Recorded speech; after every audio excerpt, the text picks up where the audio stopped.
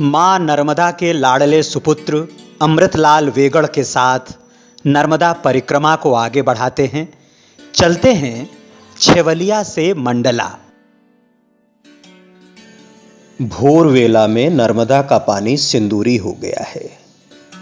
जहां धूप नहीं पड़ रही है वहां कहीं नीला, कहीं बैगनी तो कहीं हरा है, दूर भूरा है। अजीब है ये पानी। इसका अपना कोई रंग नहीं, पर इंद्रधनुष के समस्त रंगों को धारण कर सकता है। इसकी कोई आवाज नहीं, पर वाचाल हो उठता है तो इसका भयंकर वज्रनाद दूर दूर तक गूंज उठता है। गतिहीन है, पर गतिमान होने पर तीव्र वेग धारण करता है और उन्मत्त शक्ति और अपार ऊर्जा का स्रोत बन जाता है। उसके शांत रूप को देखकर हम ध्यानावस्थित हो जाते हैं, तो उग्र रूप को देखकर भयाक्रांत। जीवनदायिनी वर्षा के रूप में वरदान बनकर आता है, तो विनाशकारी बाढ़ का रूप धारण कर जल तांडव भी रचता है। अजीब है ये पानी। मीठे पानी का श्रेष्ठ और सुदीर्घ स्रोत है नदी। हजारों वर्षों से मनुष्य उसकी ओर खींचता चला आया है।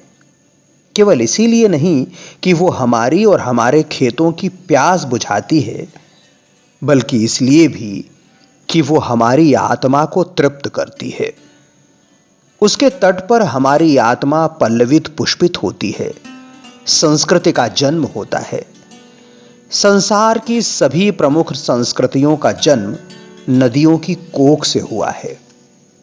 भारतीय संस्कृति गंगा की देन है, पर एक बात है, श्रेष्ठ गंगा है लेकिन ज्येष्ठ नर्मदा है। जब गंगा नहीं थी, नर्मदा तब भी थी। आज जहां हिमालय है, गंगा यमुना का मैदान है, सुदूर अतीत में वहां उथला समुद्र था। किसी भूकंप ने उस समुद्र को हिमालय और गंगा यमुना के मैदान में बदल डाला। हालांकि इसमें उसे करोड़ों वर्ष लगे। गंगा से नर्मदा पुरानी नदी है और हिमालय से विंध्याचल सतपुड़ा पुराने पहाड़ हैं। छेवलिया से चले तो नर्मदा जल के एकदम पास वाली पगडंडी पकड़ी। खड़ा किनारा और गहरा पानी। 3 घंटे में 5 किलोमीटर ही चल पाए। सोचा इस कछुआ चाल से तो बीच बियाबान में ही रात हो जाएगी, इसलिए ऊपर की पगडंडी पर आ गए। अब हम पूरे वनवासी हो चले थे। 7 दिन से न तो सड़क देखी थी, न साइकिल, न बिजली। अधिकांश गांवों में एक भी दुकान नहीं थी। आधुनिक सभ्यता का स्पर्श इस इलाके में नहीं के बराबर हो पाया था। शाम होने के पहले ही सहजपुरी पहुंच गए। कटारे जी इस गांव के प्रमुख व्यक्ति हैं, नर्मदा परिक्रमा कर चुके हैं। उन्होंने हमारा स्वागत किया। हमें देने के लिए उनका बेटा आटा और चावल ले आया। हमारा आटा बिल्कुल खत्म हो चुका था। यदि यहां से न मिलता तो सिर्फ चावल खाकर सोना पड़ता। भिक्षा कभी ली नहीं थी, न हां कहते बनता था न ना। मैंने पांडे जी से पूछा, क्यों भाई, क्या हमें आटा चावल की जरूरत है? पांडे जी ने दबी जुबान में कहा, जरूरत तो नहीं है, पर दे रहे हैं तो ले लेते हैं। यादवेंद्र ने पोटली बांधने में देर नहीं की। भिक्षा लेकर हम नर्मदा के तट की ओर बढ़े। वहां एक सन्यासी की कुटी थी। रात्रि विश्राम वहीं था। कुटी से सटकर बहता झरना, सुंदर बगिया और सागौन के ऊंचे घने पेड़, आश्रम सा शांत और पवित्र वातावरण। मन तृप्त हो गया। रात को धूनी के पास सोए। नदी का तट, सघन वन और खुला आवास। ठंड का क्या कहना। जब धूप चढ़ी तो उठे। सागौन के बड़े बड़े पत्तों पर ओस की बूंदों के गिरने की टप टप आवाज मृदंग पर पड़ती थाप जैसी लग रही थी। स्नानादि से निवृत्त होकर आए तो सन्यासी से बात करने का मौका मिला। बच्चे सा मुस्कुराता चेहरा। भोजन बनाने लगे तो मना करने पर भी चावल दिए। दोपहर को चले तो काफी दूर तक पहुंचाने आए। सहजपुरी के सन्यासी को सहज में भुला नहीं सकेंगे। ठाठी घाट से घना जंगल शुरू हो गया। पगडंडी पर इक्का दुक्का आदमी ही मिलता। मैंने कहा, यार पाड़े, इस बियाबान में तुम अकेले जा रहे हो और कहीं शेर आ जाए तो तुम क्या करोगे? पाड़े जी ने कहा, मैं तो कुछ करने से रहा, जो कुछ करना है वो शेर को ही करना है। शाम को पाठा पहुंचे। पाठा में पाठशाला थी, वहीं रहे। बहुत दिनों के बाद पक्के मकान में रहने को मिला। पहली बार डाकघर मिला। वो शाला के प्रधान अध्यापक के घर में था। हम लोगों ने चिट्ठियां लिखी। सुबह उठकर नर्मदा तट गए। वहां एक झरना नर्मदा में आ मिला है। उसके मन भावन प्रपात में स्नान किया। उस दिन वहां साप्ताहिक बाजार था। मैंने देखा, गरीब से गरीब ग्रामीण नारी भी चूड़ियां खरीदे बिना नहीं रहती। सुहाग और श्रृंगार का कांच की चूड़ियों से बढ़कर सस्ता और सुंदर आभूषण और है भी क्या। दूसरे दिन घना कोहरा था। सूरज लापता था। निकला भी तो चांद जैसा दूधिया। उधर पश्चिम में चांद कुछ तांबिया दिखाई दे रहा था। नए आदमी के लिए पहचानना मुश्किल था कि कौन चांद और कौन सूरज। मुझे कांगड़ा शैली के वे चित्र याद हो आए जिनमें कृष्ण ने राधा के कपड़े पहने हैं और राधा ने कृष्ण के। आज चांद और सूरज ने आपस में वस्त्र बदल लिए थे। तीसरे दिन सुबह निकल पड़े। खेतों से धान के विशाल गट्ठर उठाए स्त्रियां आ रही थीं। गांव की स्त्रियों को सिर पर भारी घड़े उठाए नर्मदा की खड़ी कगारों पर चढ़ते रोज देखता था। सुबह 4 बजे चक्की और मूसल चलाते भी देख चुका था। सोचता था, इन्हें कौन से विटामिन प्रोटीन मिलते हैं? मेरे मन ने कहा, पौष्टिक आहार जरूरी है, पर जो भी मिले उसे पूरी तरह से वसूल कर लेना और भी जरूरी है। बाढ़ का पानी व्यर्थ बह जाता है। नहर के पानी की हर बूंद खेत में जाती है। दोपहर को बालई नदी पड़ी। हम उसके सुंदर प्रपातों को काफी देर तक देखते रहे। इस बीच पांडे जी और सूर्यकांत कब आगे बढ़ गए कुछ ध्यान ही न रहा। बालई पार कर मैं यादवेंद्र के साथ आगे बढ़ा। सघन वन और निर्जन पथ।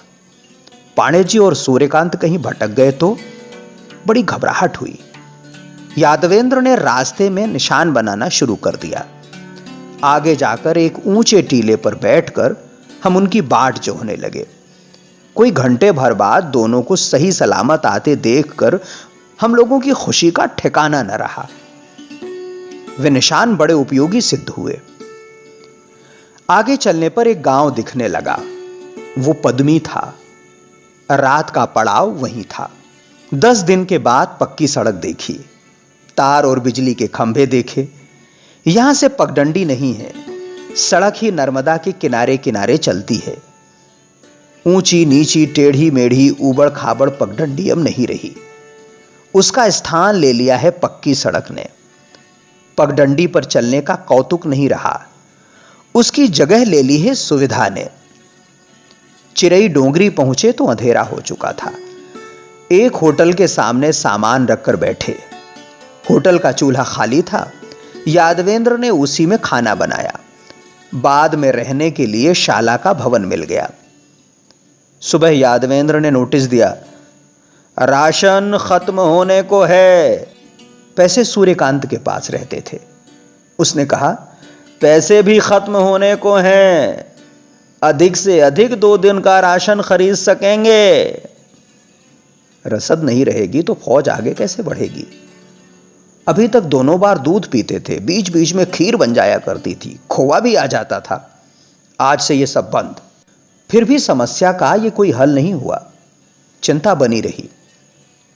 सुबह नर्मदा नहाते समय पांडे जी कहने लगे, आज नर्मदा मैया कुछ ऐसा चमत्कार दिखाएं कि 100 रुपए का नोट बहता हुआ चला आए।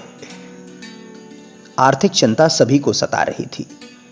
कहीं सचमुच भिक्षा पात्र लेने की नौबत ना आ जाए। चरैवेती दोपहर के भोजन के बाद पीठ पर बोझा लादे सड़क पर आए ही थे कि एक बस आकर रुकी और उसमें से उतरे मेरे बहनोई हरि भाई। हमारी यात्रा में वे शुरू से ही दिलचस्पी ले रहे थे। उन्हें देखकर बड़ी खुशी हुई। उन्होंने हम लोगों का हालचाल पूछा। मैंने धीरे से कहा, पैसे कम पड़ गए हैं, कुछ पैसे चाहिए। उन्होंने तुरंत रुपए दिए, पूरे 100 रुपए। पांडे जी उछल पड़े, कहने लगे, अरे देखिए, नर्मदा जी ने हमारी गुहार सुन ली।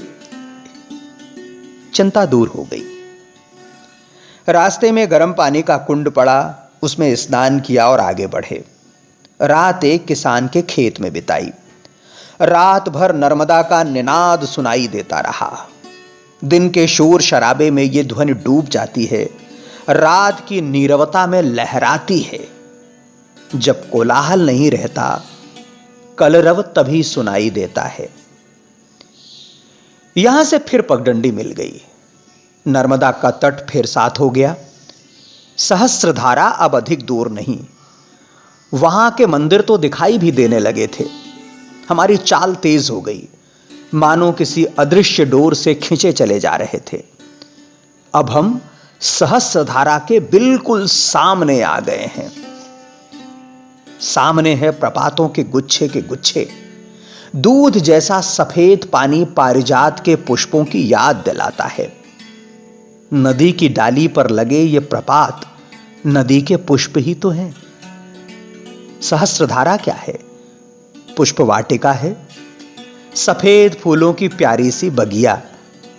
हम ठगे से देखते रहे। आंखें अघाती नहीं, कान थकते नहीं, मन भरता नहीं। सहस्त्रधारा की काजल सी काली चट्टानें इतनी सख्त हैं कि लाखों वर्षों में पानी थोड़ा सा ही तराश पाया है। नर्मदा यहां मूर्तिकार बन गई है। चट्टानों में तरह तरह की आकृतियां उकेरी हैं। अमूर्त शिल्पों के विशाल कलावीथी है यहां। यह कला लाखों वर्ष पुरानी है, फिर भी इसे गैलरी ऑफ मॉडर्न आर्ट नाम बड़े मजे से दिया जा सकता है। चलना जरूरी था। मंडला अब भी कोई 6 किलोमीटर दूर था। मंडला में पांडे जी के रिश्तेदार रहते हैं, पाठक जी। उन्हीं के यहां गए, बहुत खुश हुए। कहने लगे, अब कहीं नहीं जाना है, यहीं रहेंगे। नौकर से कहा, बढ़िया भोजन बनाओ रे, ये जंगल से मोटा झोटा खाकर आ रहे हैं। उस दिन हम लोगों ने क्या खाया है। दूसरे दिन सुबह रंगरेज घाट गए। वहां हमने अपनी खंड यात्रा विधिवत समाप्त की। पाठक जी किसी भी तरह आने नहीं दे रहे थे, लेकिन तीसरे दिन बस पकड़ ही ली। नर्मदा का ऐश्वर्य देखते देखते 8वें पहर मस्ताना माता रहे 8वें पहर की छाक पीवे की स्थिति हो गई थी। मन में सुखद स्मृतियों का अंबार लग गया था। घने कोहरे में लिपटी बरहैया खेड़ा की रहस्यमयी नर्मदा, शरद पूर्णिमा की भजन मंडली, सहजपुरी का सन्यासी, ठाटी घाट का आरण्यक तट, पाठा के बाजार में चूड़ियां पहनती स्त्रियां, सागौन वृक्षों का एकांत निस्तब्ध वन, सहस्त्रधारा की अजस्र धाराएं, मंडला के तट। यात्रा थी तो केवल 15 दिनों की, लेकिन इन 15 दिनों में हम माला माल हो गए थे। नर्मदा अपने रूप, रंग, रस में अभी भी झिलमिला रही थी। अगर आप नर्मदा की इस परिक्रमा में साथ चलना चाहते हैं तो सब्सक्राइब करें दिल से। मैं आता रहूंगा दिल तक।